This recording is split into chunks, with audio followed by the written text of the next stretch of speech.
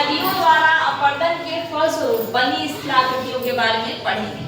तो पहले ये जान लेते हैं कि नदियां, है ना, वो की अवस्थाएं कौन कौन सी होती है। नदियों की अवस्थाएं कौन कौन सी होती है। तो पहली अवस्था जो होती है युवा अवस्था होती है। नदियों में 3 अवस्था आती है, युवा अवस्था, प्रौढ़ावस्था और वृद्धावस्था। तो नदियां जो है, नदियां जो युवा अवस्था में जब पहाड़ से उतरती हैं, है ना, जब पहाड़ से नदियां उतरती हैं तो उनका वेग बहुत ज्यादा होता है, कटाव की क्षमता बहुत ज्यादा होती है, अपरदन की क्षमता बहुत ज्यादा होती है।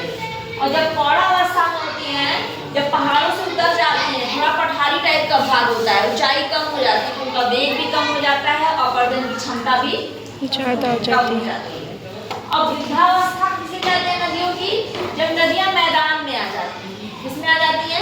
मैदान में। ढाल बहुत कम रहता है, ढेर सारा उसके पास मलबा होता है, जो पहाड़ों से बहा के लाई होती है, ढेर सारा मलबा होता है, मिट्टी होती है।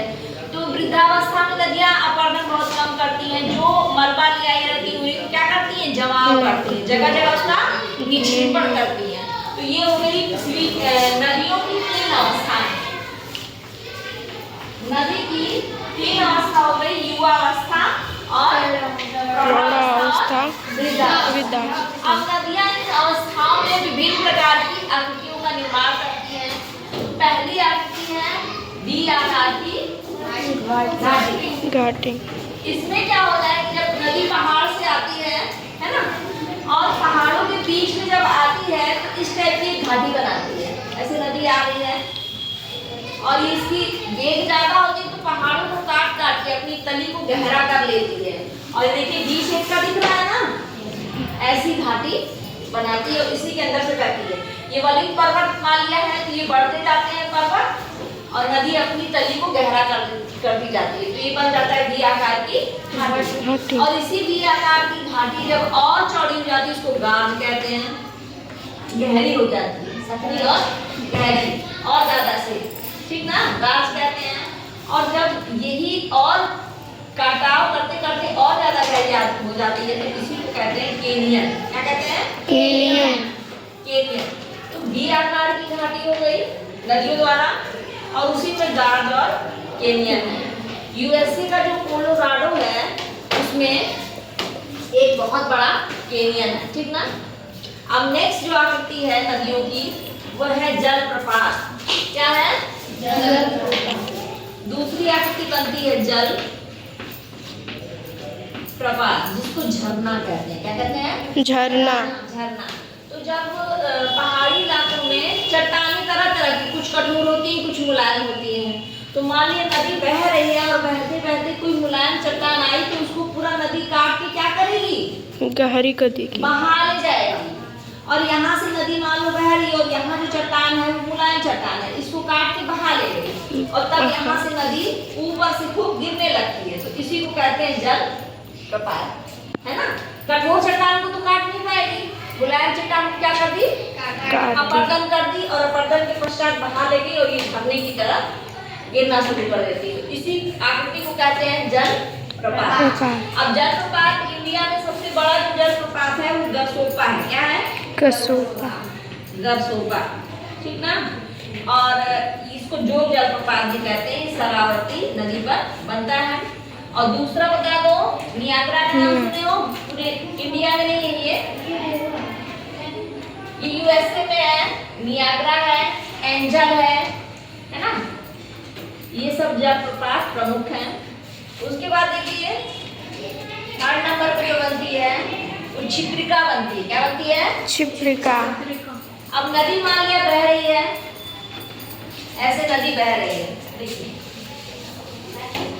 क्षिप्रिका में क्या होता है, नदी ऐसे आराम से ऐसे बह रही है और रास्ते में कोई कठोर चट्टान आ गई, है ना, जिसको नदी काट नहीं पा रही, तो नदी ऐसे बहती बहती आएगी, इसके ऊपर से ऐसे ऐसे बहेगी, है ना।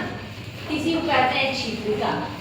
नदी के रास्ते में कोई कठोर चट्टान आ गई तो नदी ना उसको क्या कहेगी, बहा भी नहीं पाएगी और काट भी नहीं पाएगी, बड़ी कठोर चट्टान आई तो उसके ऊपर से बहने लगेगी, तो इसको रैपिड या क्षिप्रिका कहते हैं, ठीक ना।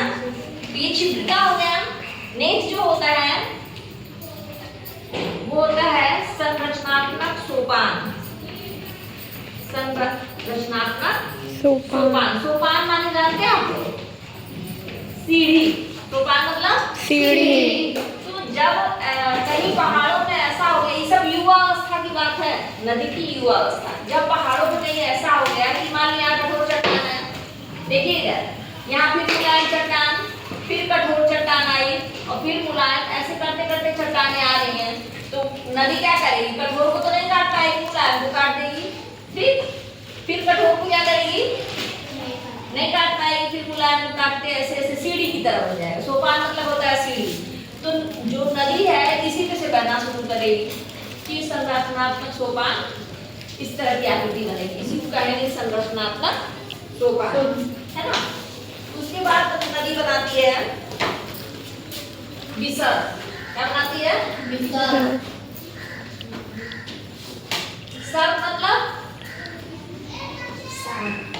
सांप। गोकुल झील, है ना, और नदी द्वीप। तो देखिए विसर्ग क्या है? मिएंडर भी कहते हैं इसको। जब नदी अपनी पौड़ावस्था में आती है तो ढाल वाल तो रहती नहीं है, तो जिधर नदी को ढाल मिलेगी, जहां उसको सहारा मिलेगा, नदी जो है ऐसी टेढ़ी मेढ़ी होते हुए बहती है सांप की तरह। दूर से देखो तो लगेगा बड़ा सा सांप। कि पौड़ावस्था में जब नदी आ जाती है तो ढाल तो उसको वेग तो रहता नहीं है, तो अंदर ना काट के इधर मिलता है, तो कटाव करते हुए गोल गोल गोल गोल देखे होगे तुम लोग, ऐसे ऐसे बहती। तो इसी आकृति कहते हैं विसर्ग। अब जब कभी नदी में पानी बहुत बढ़ गया, अभी तो कम हो जाता है पानी, वेग भी कम हो जाता है, लेकिन मान लो बारिश का मौसम है ना, बारिश का मौसम है और नदी का वेग बढ़ गया, तब क्या होगा? ये जो विसर्ग है ये धीरे धीरे काट के सीधे नदी बहने लगेगी, है ना। वेग बढ़ गया, अब इसको ढाल की जरूरत है नहीं, फिर सीधे बहने लगेगी। और फिर क्या होगा? ये जो विसर्ग था ये है, मान लो ठीक ऐसे, ये आकृति ऐसे बन जाएगी और नदी जो है अपना रास्ता, नदी रास्ता बदलती है ना, सीधे बहने लगेगी। देखिए जब नदी सीधे बहने लगेगी इस तरह, ये बहने लगी, रास्ता छोड़ के, तो यहाँ एक झील बन जाएगी। इसी झील को कहेंगे गोकुल झील। क्या कह रहे हैं? गोकुल झील। समझ में आई बात? तो ये एक आकृति बन गई गोकुल झील। जैसे कि बिहार में है कोबर गोकुल झील। नेक्स्ट देखिए नदी द्वीप है। नदी ऐसे जा रही है मानो, और बहुत बड़ी सी कठोर द्वीप के बराबर कठोर चट्टान बीच में मिली। अब नदी इसको काट तो पाएगी नहीं और ना इसके ऊपर से जा पाएगी, क्योंकि छोटा नहीं, रैपिड में छोटा पत्थर था, छोटी चट्टान थी, बहुत बड़ी नहीं थी। ये बहुत विशाल चट्टान है, नदी इसको पार नहीं कर पाएगी, ठीक ना, बहुत ऊंची और विशाल चट्टान। तो नदी क्या करेगी? इसकी दोनों ओर से बहने लगेगी और इसको अपरदित करने लगेगी, ठीक ना। तो बीचों बीच मतलब मऊ, जितना इतना मऊ है या उससे छोटा कुछ इस टाइप का, तो बीचों बीच एक द्वीप की आकृति बन जाएगी, है ना, जगह बन जाएगी और उसके चारों ओर क्या हो जाएगी? नदियां हो जाएगी। तो ये हो जाएगा नदी द्वीप। तो इंडिया में जो है मांजुली, है ना, मांजुली द्वीप जो है नदी द्वीप है, बहुत बड़ा है, ब्रह्मपुत्र नदी पे बना हुआ है। किस नदी बना है? ब्रह्मपुत्र नदी। तो ये हो गया आपकी नदियों के अपर्दन द्वारा बनी हुई स्थलाकृतियां। इनको याद रखिएगा। वी आकार की घाटी जिसमें गार्ड और कैनियन है, जलप्रपात है यानी झरना, गरसोपा, नियाग्रा, एंजल आदि, क्षिप्रिका यानी रैपिड, जिसमें क्या होगा? छोटा कोई चट्टान आ जाएगी तो कठोर रहेगी, तो उसके ऊपर से बहते हुए जल जाएगा। संरचनात्मक सोपान है, सीढ़ी जैसा, कठोर मुलायम, हाँ सीढ़ी जैसी संरचना बनी, उसके ऊपर से जब नदी बहेगी तो उसको संरचनात्मक सोपान कहेंगे। विसर्ग है, जब नदी पौड़ावस्था में आएगी तो ढाल कम हो जाएगा, जिधर से उसको मिलेगा वैसे ऐसे सब सांप की तरह नदी जब बहेगी तो उसको विसर्ग कहेंगे। और वही विसर्ग जब बाढ़ के कारण उसका वेग बदल जाएगा और अपनी जो मोड़ है उसको छोड़ देगी, सीधे निकल जाएगी, तो क्या हो जाएगा? हो हो जाएगा। जाएगा। और नदी द्वीप में जब बीचों बीच बहुत बड़ी कठोर चट्टान हो जाएगी, इसको नदी नहीं अपरदित कर पाएगी जल्दी से, तो उसके दोनों ओर से बहने लगी, बीच में एक द्वीप बन जाएगा पूरा गांव की तरह, उस पे लोग बस। अपरदन के फलस्वरूप एक और आकृति है संप्राय मैदान। जो कोई ऊंची है ना, पहाड़ है, देखो माली पहाड़ है, ठीक। अब नदी इसके ऊपर से बह रही है, इसका सहारा क्या करेगी, धीरे धीरे इसको काटेगी, काटते काटते काटते काटते इसको थोड़ा और समतल कर देगी, ऐसे समझ गए, कुछ सालों में। फिर काटते काटते इसको थोड़ा और काटेगी, है ना, काटते काटते थोड़ा इसको और काट देगी और ये बन जाएगा मैदान। जो कभी पहाड़ था हजारों करोड़ों साल पहले, उसको काट के अपरदन करते करते क्या कर दी, पठार बनाई, और पठार के बाद मैदान बना दी।